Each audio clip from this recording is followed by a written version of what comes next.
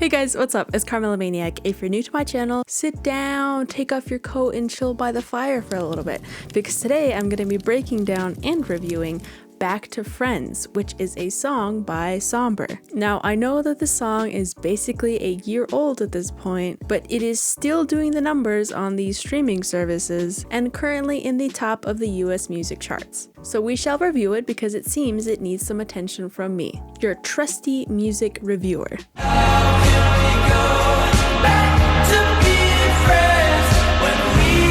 Now let me tell you a little bit about Sombr because I basically knew nothing about him. Sombr's real name is Shane Michael Boos, and he is a Grammy-nominated American singer-songwriter and record producer. Now this song, Back to Friends, is technically off of his first debut studio album called Barely Know Her. Now Barely Know Her was released in 2025, however I think Back to Friends was released back in December of 2024 as a preview song. Now, Sombr was born in New York City but was raised on the Lower East Side. And a cool fun fact about his name is that it is basically made up of his initials while also describing his emotional state at the time he decided on his stage name. Now let's get into the actual song. This song immediately piqued my interest and probably literally everyone else's interest with the very unusual synth sound that serves as the intro. I don't even know how to describe it. I feel like I would kind of describe it like a bunch of strings that are kind of chopped up and processed very heavily with all the effects in the world to make it sound very, very, very unnatural while also still sounding groovy at the same time.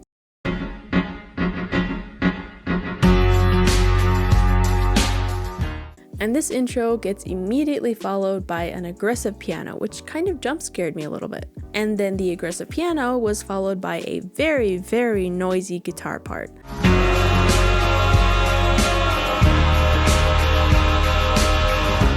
And then a little bit after that, everything is accompanied by some very, very noisy and distorted vocal parts from Sombr. Touch my body tender.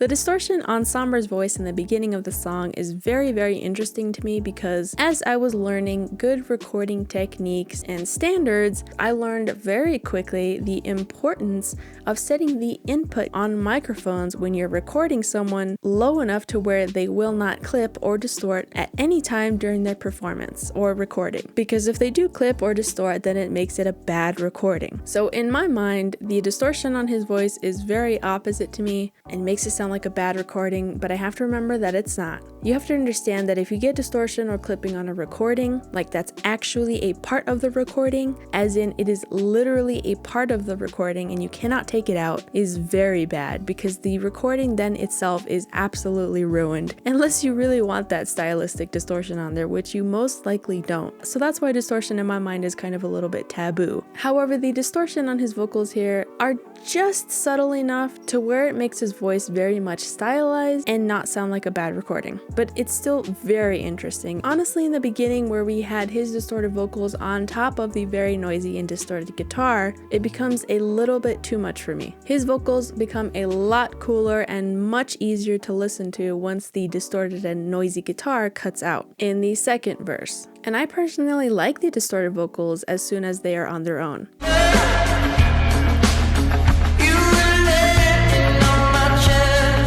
Now after the verses, there are the choruses, which are very different because basically all of the distortion cuts out for the choruses on Sombr's voice. There's a lot more reverb on his voice here too as well. So it goes from like really down and dirty and grungy to like angelic quality reverby vocals in the choruses. And to add to that, there are a bunch of backup vocal parts that also have a lot of reverb on them that back up Sombr in the choruses, making it into this like heavenly angelic chorus. And it all happens right after the very dirty, grungy verses and vocal parts.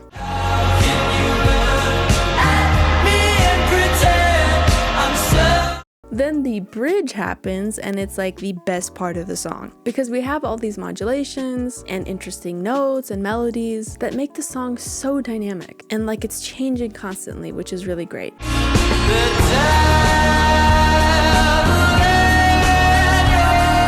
The bridge also pops out very nicely because it's like a mix between the verses and the choruses in terms of the distortion on Sombr's vocals. In the bridge, Sombr himself has a good amount of distortion on him, but not as much as the verses. But the reverby background vocal O's are playing behind him. So it's kind of like two opposites here. And together they make this very powerful moment where Sombr's vocals feel very heavy, prominent, passionate, and kind of fiery. The distortion on Sombr's vocals here give him the extra oomph that he needed to put a lot of emotion into the bridge here, and I think it's really great.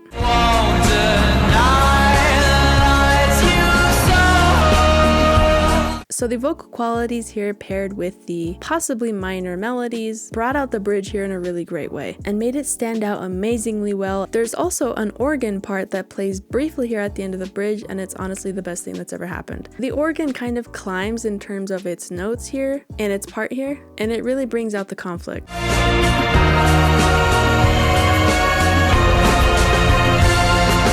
And on top of that is Sombr singing a non-lyrical melody, which also climbs in notes. And then under everything, we have the background vocal O's that play behind everything and perfectly support the conflict. And it feels like this huge moment where there's so much tension that is like just begging to go somewhere. And then it does, because everything gets resolved in the next chorus. And everything switches back to normal, just like an on and off switch, in an instant.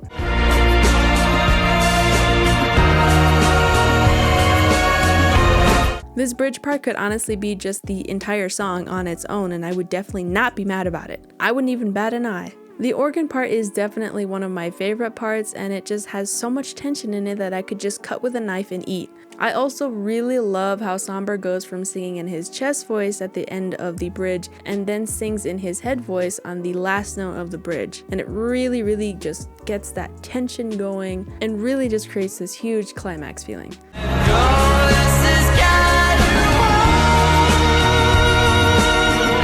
Now, at the end of the song, we did have a fade out, which I'll admit is not that creative, but it's whatever. It's fine. I don't care.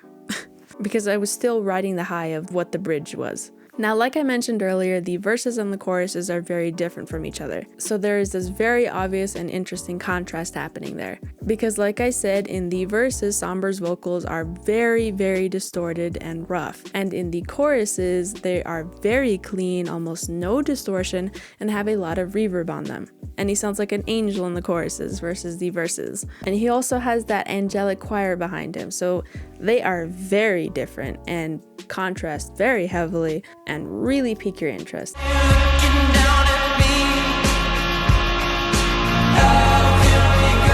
Now, I'm not really a fan of the amount of distortion that is on Sombr's vocals in the beginning or the amount of distortion that is on the guitar in the beginning, which makes it sound very noisy. And them added together is, again, just a little bit too much for me. There's just like too much going on, and it ends up just being very distracting to me instead of stylistic, which is what it should be. But as I said earlier, as soon as one of the distorted elements cut out, it becomes a whole lot better and much easier to focus on what's going on and vibe to the song. Now, I totally get the vision and definitely understand what they were trying to achieve here. A kind of messy, grungy sound, but I guess I'm a little bit too sensitive for that, and that's okay. Now, I don't know what I was expecting when I heard the beginning of the song, but it wasn't what I heard in the song.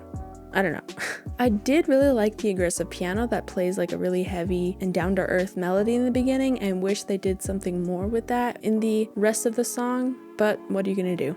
I think the song was perfectly moody in a good angsty type of way, and was different and had some unusual sounds like the distorted noisy guitar and the distorted vocals and the interesting string chopped up part in the beginning. So I appreciated that the song was unique, but like I said, the beginning was a little bit too much for me, and the choruses were a little bit repetitive after some time because they were basically the same throughout the entire song, and there were kind of a lot of choruses. The bridge was great and my favorite part of the song, we don't have to question that, because it broke everything up just so well and was very different and really piqued everyone's interest. So all in all, it was a distinctive song, which is good, and had some cool parts like the bridge and the organ. So I'm gonna give this song an 8.9 out of 10 on the millimeter. Cool bridge, Sombr. Also, even though this guy is from New York, this song gave me a lot of West Coast vibes, like it belonged in a Twilight movie, which also goes to show that the song was kind of retro sounding. And when I say retro, I mean like the 2000s, and I vibe with that. But I'm also not sure that 2000s actually qualifies as retro.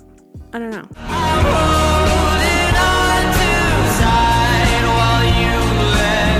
Thanks for watching. If you enjoyed this review, or even if you didn't, please consider subscribing to the channel. Tell me what you guys thought of Back to Friends by Sombr in the comments below. Keep listening, and I'll talk to you guys later. Hello. Hi. Booze. The distortion here on his voice in the beginning of song. Can I speak English? Give him the extra. You know what? I didn't even check if I was. Oh well. Apparently I didn't learn very quickly.